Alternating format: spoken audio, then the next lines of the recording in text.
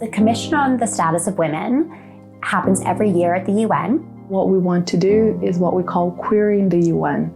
It's traditionally been a women's rights focused space, and that doesn't always mean it's a feminist space. And it's important that even when it's a feminist space, that we make sure it is a queer, inclusive feminist space.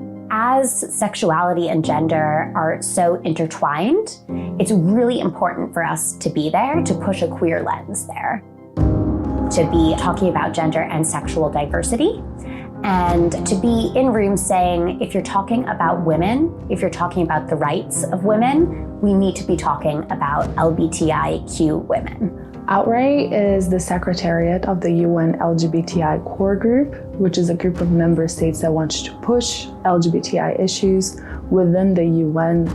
The idea is that we work together with them so that in every single space at the UN, we are also talking about LGBTI issues.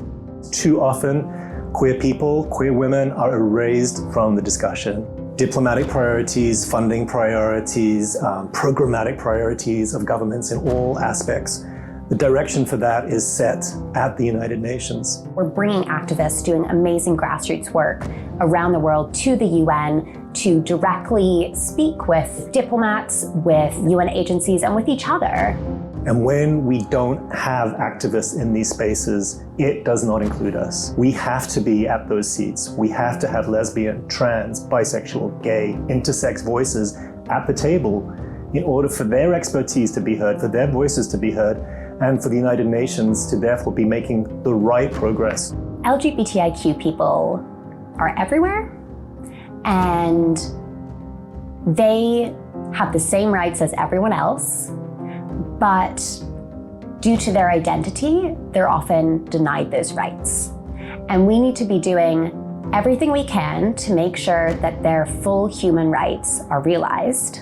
I think the United Nations is a really special place for that because we're connecting with people, power brokers, governments from around the world in one single space. And we discover in the queer movement that when we work across borders, that actually people hear from another, they look into the eyes of another person and they say, I see you, I hear you, and then change really happens. And it happens across borders and it happens at the United Nations.